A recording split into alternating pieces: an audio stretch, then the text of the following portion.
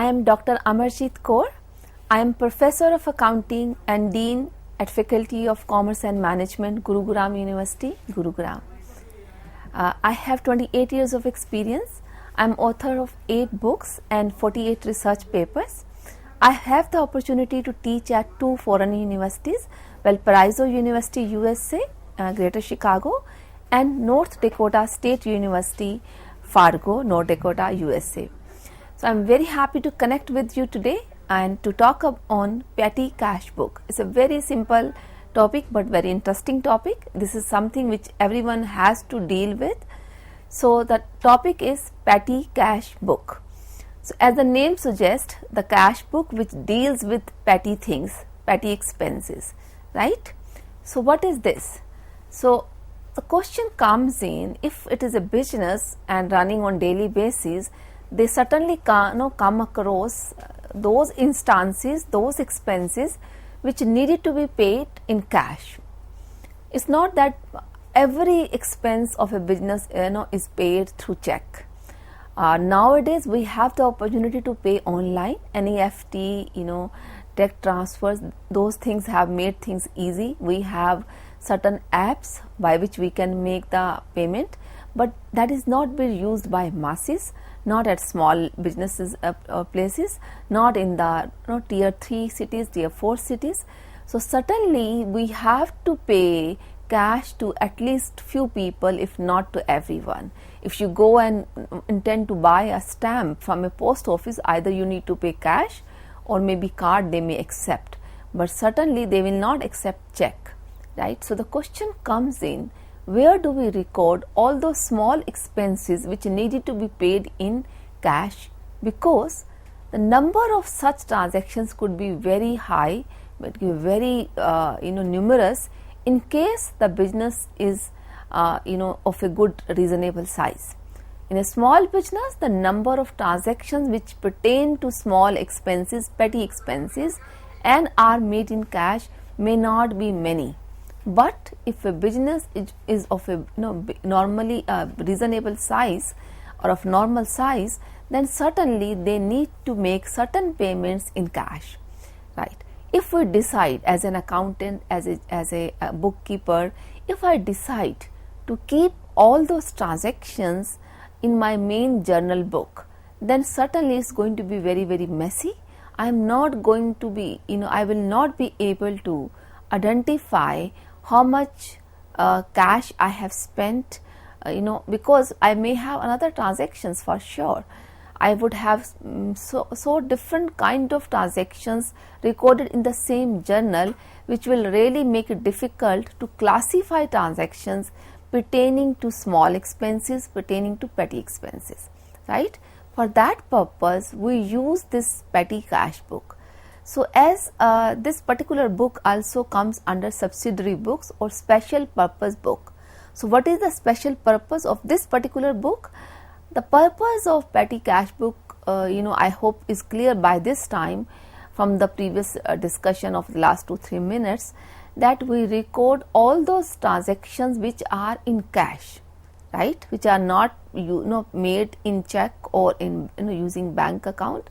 So only those transactions which are made in cash, right, and they belong to petty expenses, petty things.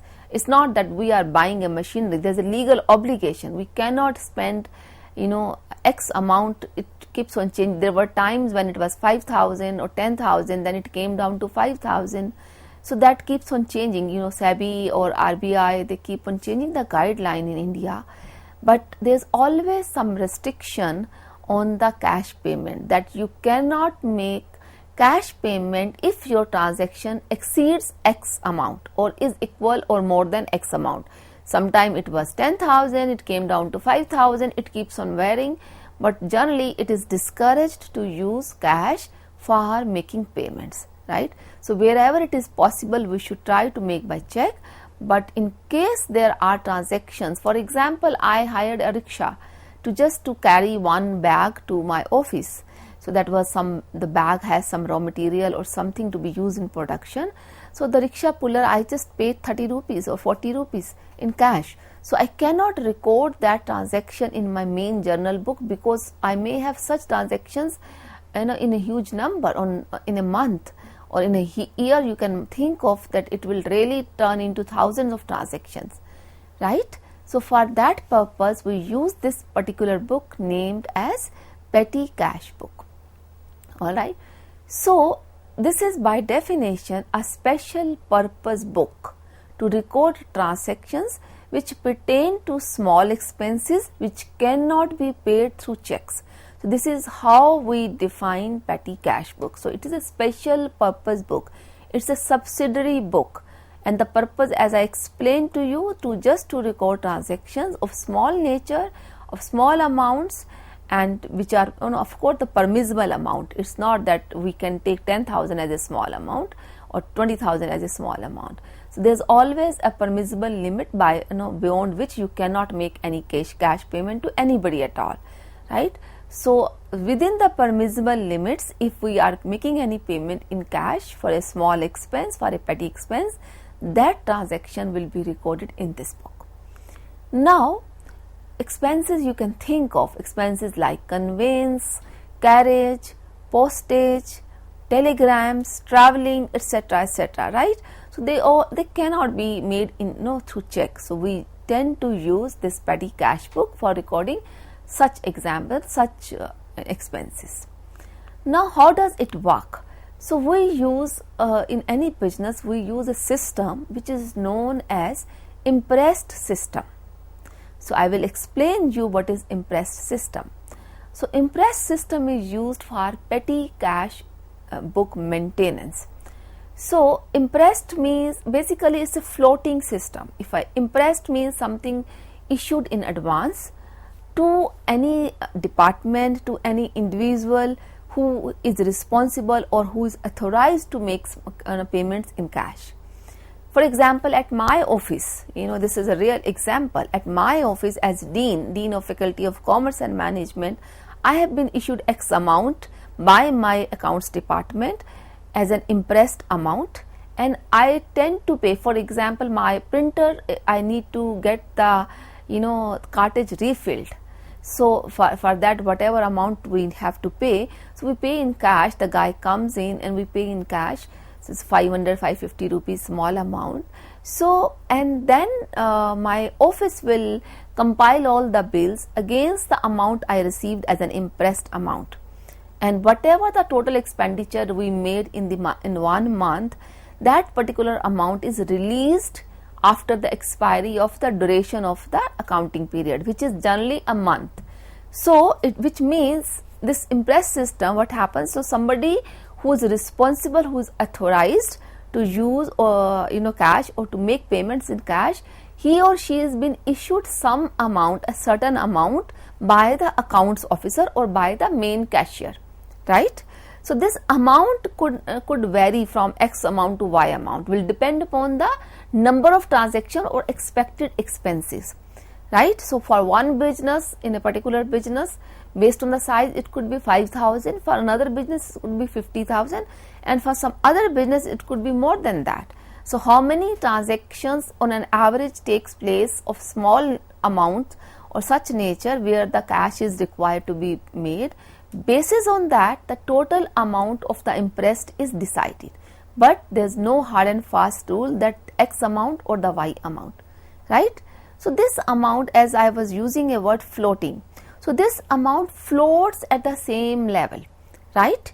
So let's say if somebody is issued 10,000 rupees as an impressed on the 1st of January 2021, the person is going to make small payments out of that 10,000, right? And towards the end of the month, that will be 31st January, the person would be collating the total expenses made in cash during the month of January. So January 1st to 31st January.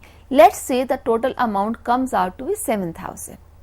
So the person will be submitting the bills duly signed in, and the statement of the summary or the statement of the expenses made So which will say that one item for this amount, second item for this amount, third item for this amount, and the total is 7,000, right? So what will happen, the floating means the moment I submit the summary, the person submits the summary, the main accounts department or the main cashier will issue the amount which is actually spent during the period. So here in this example, we assume the person has spent 7,000, right? So the main cashier will not issue 10,000 again in the in the month of February. On 1st Feb, the person, the main cashier, will issue only the amount which has been actually spent, and here it will be 7,000. So it means it is assumed the person has 3,000 left with him, and the main cashier will spend will pay him another 7,000. So the total amount again on 1st Feb comes out to be 10,000, which means this amount, unless the bar is raised, unless we change the level, this amount will float every time at 10,000. So that's why we call as floating. Floating means something moving in the water. We say the boat is floating, the ship is floating, right? So floating means moving at the same level. So that's why we use the floating word in the accounting. So this is how the impressed system works. I hope you are able to gather it. Now coming to the format. Here is the format of petty cash book. So as you see, we have the first column where we write amount received. So the example I was taking 10,000, right? So the 10,000 amount would be put in this first column in case the person receives 10,000. The second column is for date. So we write the date of the beginning of the accounting period. So if it is an example, the 1st January, for example, we will write January 1st. Then we write detail or particulars or description of the expense, right? So whatever we spent for, we may spend for stationery, we may spend for carriage, taxi fare, cab, Ola, Uber, whatever. So we will write in the particulars column. Then we have VN, voucher number. So though the payment is made in cash, but the system is to use vouchers. The small vouchers are used, they are signed by the person who made, and then these vouchers are submitted to the main cashier at the end of the accounting period. So this is how this system works. Then we have total expenses under that head. In the particular, we are going to write the head. For example, carriage. On a particular date, how much I spent on carriage, how much I spent for buying pens, how much I spent for buying stamps, from the post office. And in the total expenses, the amount will come. And then if you look at the next column, this is a wide column, it says analysis of transactions. Now I have just written two headings in the two columns. Remaining 4 columns, which are sub columns of analysis of transactions, are vacant or are just left so that we could discuss and write anything. So we may have stationery, we may have carriage, postage. So it will depend upon the business to create as many heads as they wish to. So it's not, so it could be simply refreshment. Some businesses, maybe very small business, have 5 or 6 employees. They do not have pantry system in their own organization, so they will buy tea, or they may order tea for the employees, or even for guests from somebody from the outside. So and maybe paying 10 rupees per cup. If we are using 5 cups a day or 10 cups a day, I am spending 50 or 100 rupees. So I may need the refreshment or for employees refreshment column here. So or for guests, I am serving tea and I do not have pantry service, so I am buying it from the outside. So the number of columns, the title of the column will depend upon the nature of the expenditure. It should be able to identify or relate with the nature of the expenditure in question, in discussion. So that's why I have just kept these 2 columns. It will depend on the given case in an examination system, and otherwise in reality in a business it will depend upon what all we do spend on the on particular head. So that head would be used here in this column. The last we may use miscellaneous, we may use remarks. Any column can be created based on the need. So remarks column may be used by few businesses. It's not mandatory to have this particular format. For that matter, it's not compulsory for any business to keep a petty cash book. All the subsidiary books are optional. It's not mandatory for any business to follow petty cash book or bills book or purchase return book or sale. It's just for the purpose of convenient that we do this. It's for the purpose of better information, better judgment, better decision making. We create such kind of books, but there's no such law as of date which makes it mandate to use a petty cash book in the system, right? So this is the format. Now I am going to take up a small example. In this example, it says that enter the following transactions in the petty cash book of Mr. Sagar Tapan. Rupees 4,000 were given as an interest on 1st March, right? And then certain transactions are given during the month of March. On March 2nd, we paid for postage stamp. Some amount is there. Then March 3rd, it says paid for the ink and pens. March 4th says paid for stationery. March 5th says paid for train fare. So certain amounts are given. Then it says on March 6th paid for carriage. March 7th it says paid for bus fare. Then March 8th it says paid for postage stamps. On March 12th we have purchased envelopes, right, and letterheads. On March 17th we have paid for A4 size papers, the rim or paper in the white paper. Then March 27th we have spent for business cards. We got our business cards printed and the person didn't accept the check, which means that's why we paid in cash. And last is March 31st, the taxi fare for the manager is been spent. So certain amounts are there, small amounts for all the heads are there. This is an example. So how do we record? So if we go to the this slide, the solution slide, let's have a look in detail.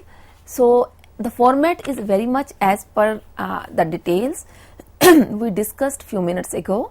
So the first column is amount received.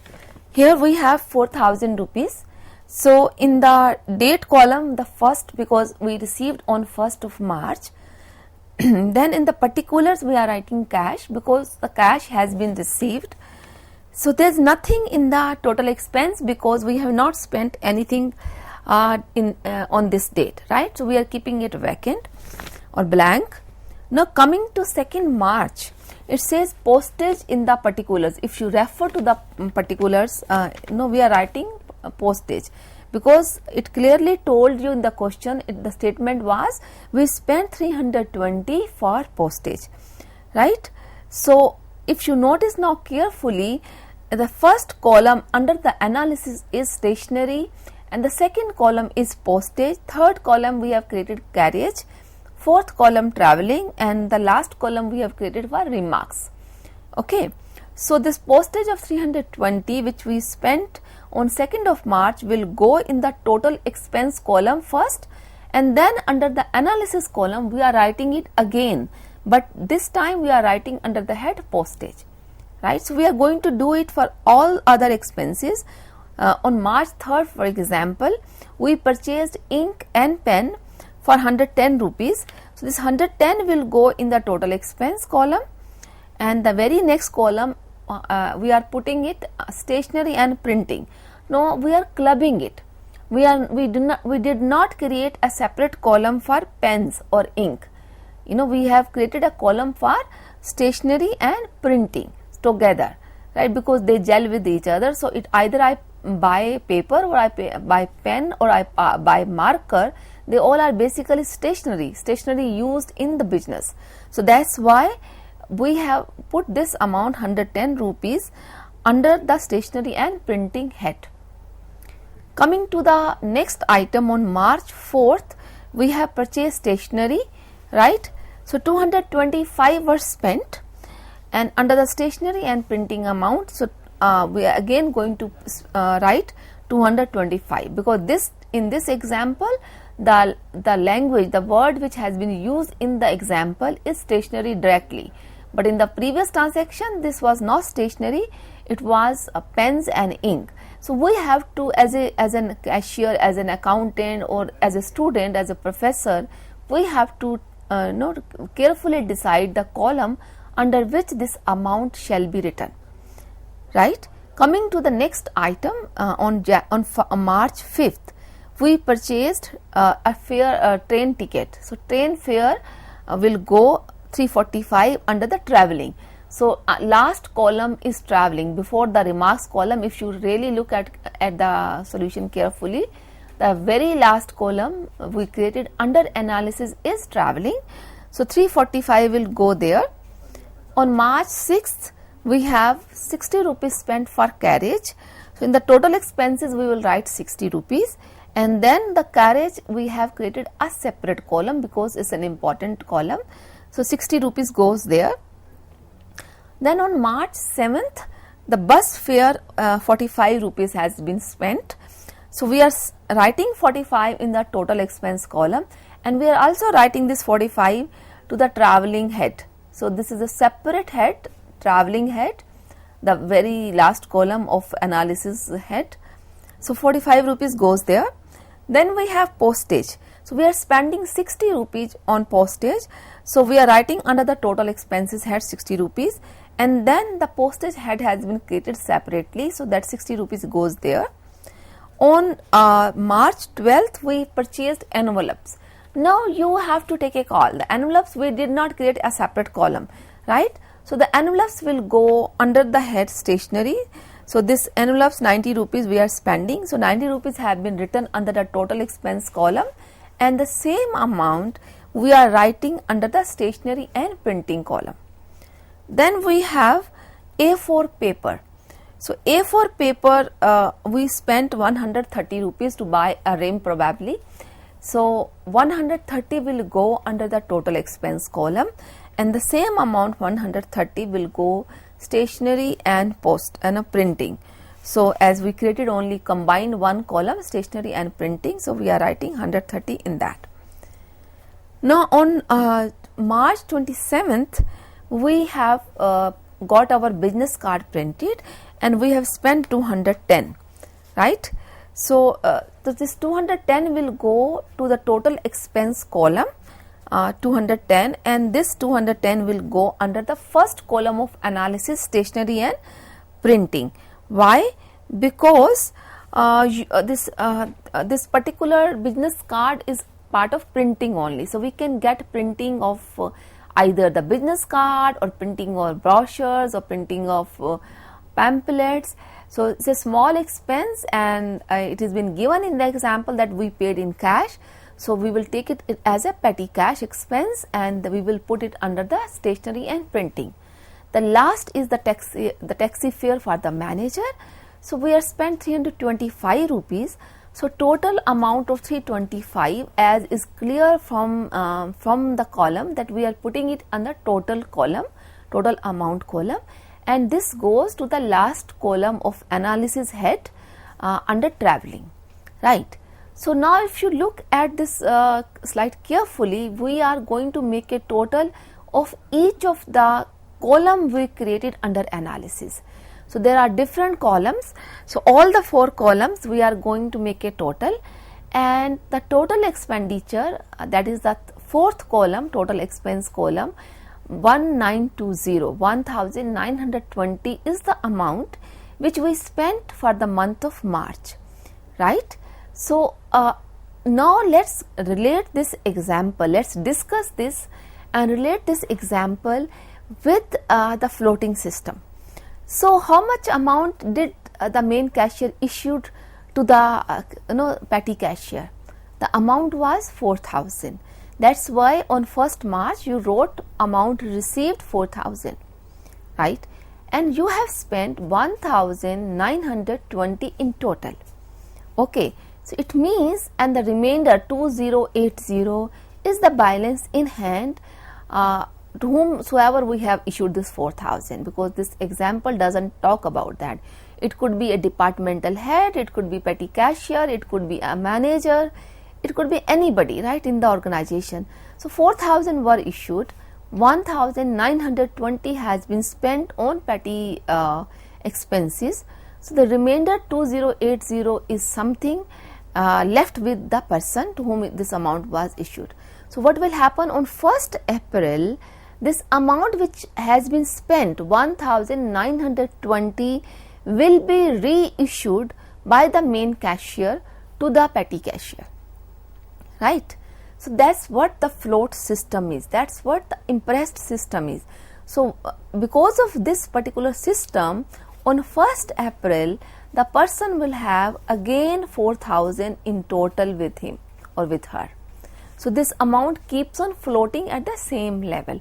So I hope I was able to explain you that what is petty cash book, how does it work, what is the format, and how do we actually record transactions pertaining to petty expenses in the petty cash book. So this was one of the special book or special purpose book. So thank you very much for being with me for these 30 minutes. Thank you.